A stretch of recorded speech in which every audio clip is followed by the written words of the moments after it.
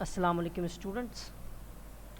Last time जो हमने आपको एवोगैड्रोस नंबर का लेक्चर दिया था उसमें हमने आपको सिंपल ये बताया था कि किसी भी सब्सटेंस के जितने भी मोल्स हों आपने उसको सिंपली 6.02 मल्टीप्लाई बाय 10 एक्सपोनेंट 23 से मल्टीप्लाई करवा देना है, तो आपके पास जो रिज़ल्ट आएगा वो आ जाएंगे नंबर ऑफ़ पार्टिकल्स।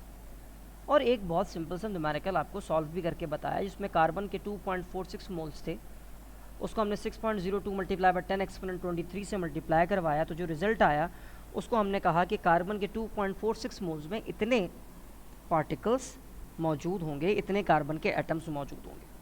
अब हम थोड़ा सा चेंज कर रहे हैं। एवोगैड्रोस नंबर में हमने लिखा था नंबर ऑफ़ एटम्स या नंबर ऑफ़ मॉलिक्यूल्स। हम उन एटम्स और मॉलिक्यूल्स को तब्दील कर रहे हैं वर्ड पार्टिकल में। तो फॉर्मूला क्या था हमारे पास जो कि हमने ड्राइव किया था कि number of particles is equals to mole multiply by 6.02 multiply 10 exponent 23।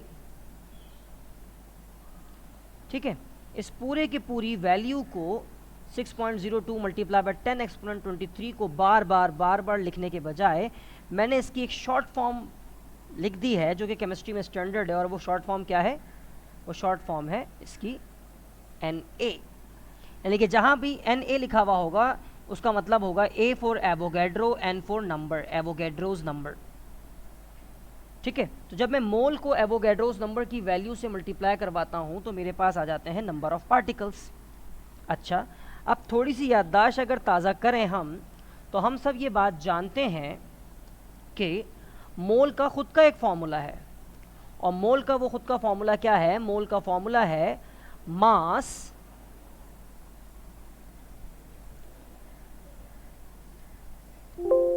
Of substance upon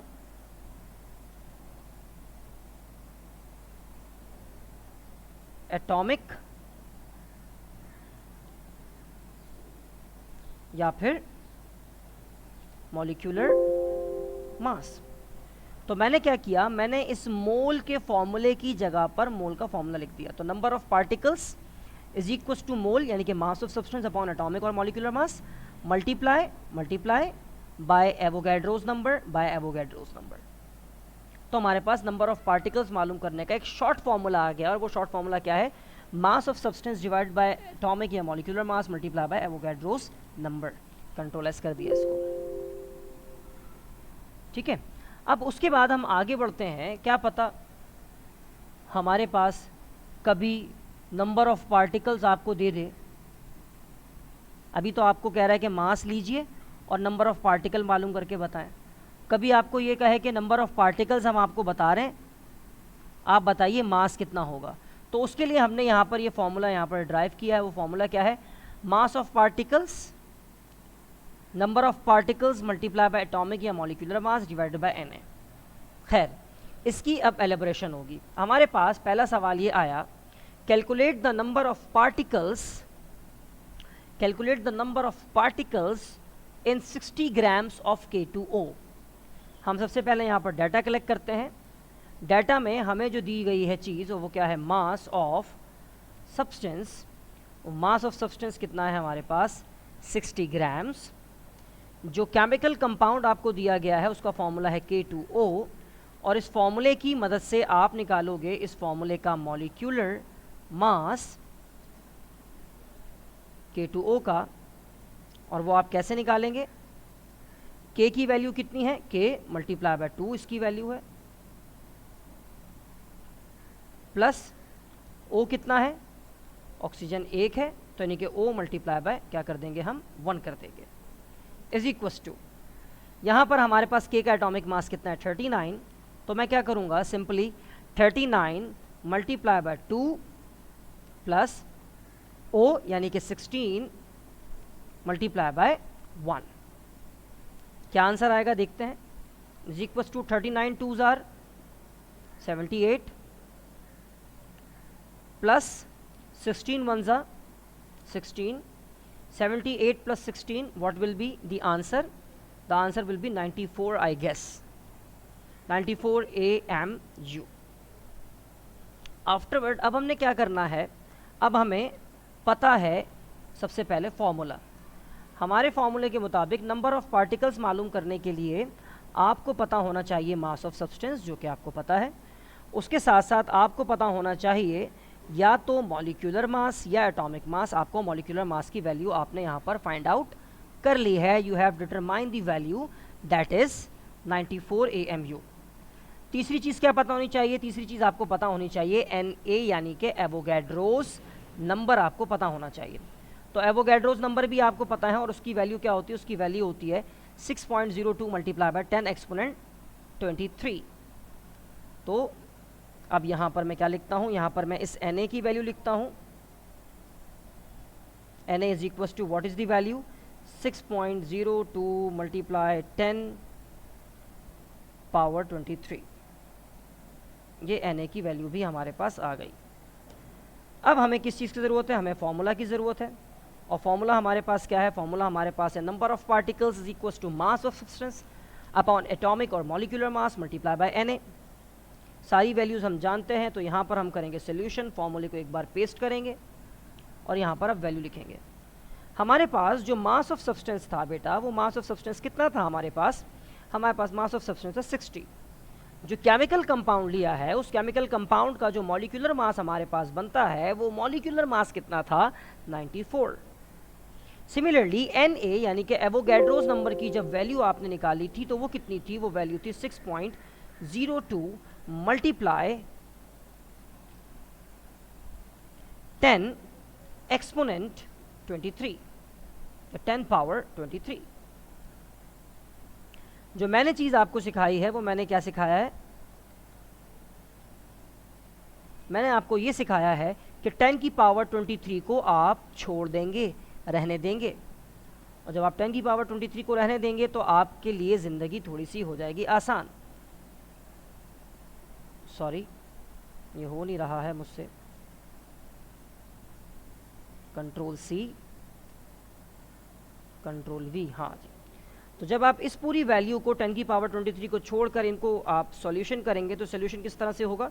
60 divided by 94 multiply by 6.02।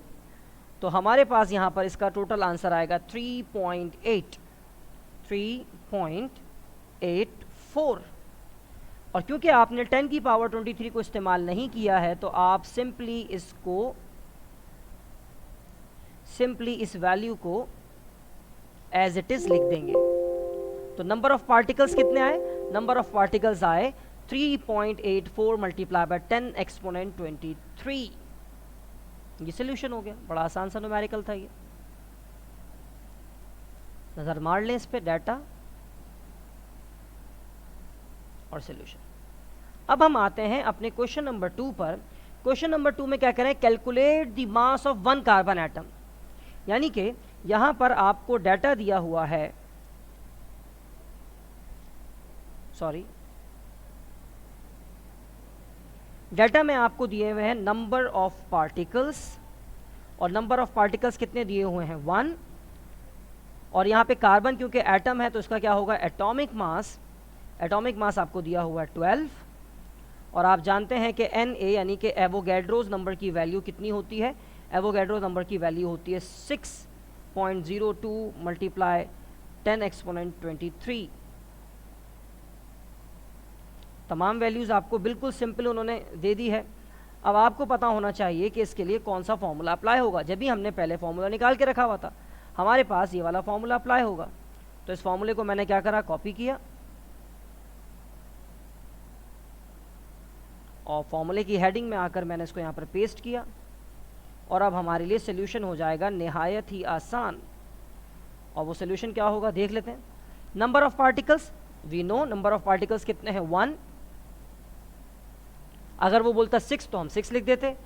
Atomic mass कितना है? एटॉमिक मास हम जानते हैं कितना है भाई, सॉरी,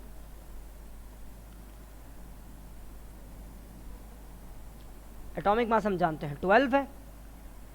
एवोगैड्रोस नंबर कितना है? 6.02 मल्टीप्लाई 10 एक्सपोनेंट 23। हस्बे मामूल हमेशा की तरह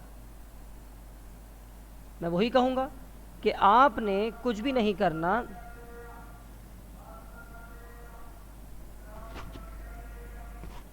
आपने 10 की पावर 23 को आपने एज इट इज़ छोड़ देना है। यानी कि अब आप क्या करेंगे, अब आप करेंगे 12 मल्टीप्लाई बाय 1 जो कि 12 आ जाएगा, डिवाइडेड बाय 6.02, तो हमारे पास आंसर क्या है 1.99। और 10 की पावर इस वक्त भी अभी भी कहाँ मौजूद है, 10 की पावर अभी भी मौजूद है हमारे पास डिनोमिनेटर में। सही है, मैंने 12 को डिवाइड करवा दिया 6.02 से, तो मेरे पास आंसर क्या आ गया 1.99 अपॉन 10 पावर 23। और अब ये जो 10 की पावर डिनोमिनेटर में है, जब मैं इसको न्यूमरेटर में लेकर आऊंगा तो पहली बात ये 1.99 से हो जाएगी मल्टीप्लाई, डिवाइड में थी ऊपर लेकर आ रहा हूं तो मल्टीप्लाई होगी, और जो 10 की पावर माइनस प्लस में थी अब वो हो जाएगी माइनस में। जब कभी भी किसी भी वैल्यू को आप डिनोमिनेटर से न्यूमरेटर में लेकर आते हो तो उसकी पावर प्लस से क्या हो जाएगी माइनस, और अगर माइनस होगी तो क्या हो जाएगी प्लस, और इसका आंसर हमेशा किस में आएगा, ग्राम्स में आएगा। तो मास ऑफ पार्टिकल, कार्बन के एक एटम का मास कितना होता है 1.99 multiply by 10 exponent -23 grams. I hope कि आपको ये लेक्चर समझ में आया होगा। अगर नहीं आया तो इसको आपने 1 से 2 बार देखना है, फॉर्मूले को नोट करना है, तो ही आपके समझ में आएगा। और फिर भी समझ में नहीं आया तो अपने कमेंट सेक्शन में जो है रिप्लाई कीजिएगा। अल्लाह हाफिज़।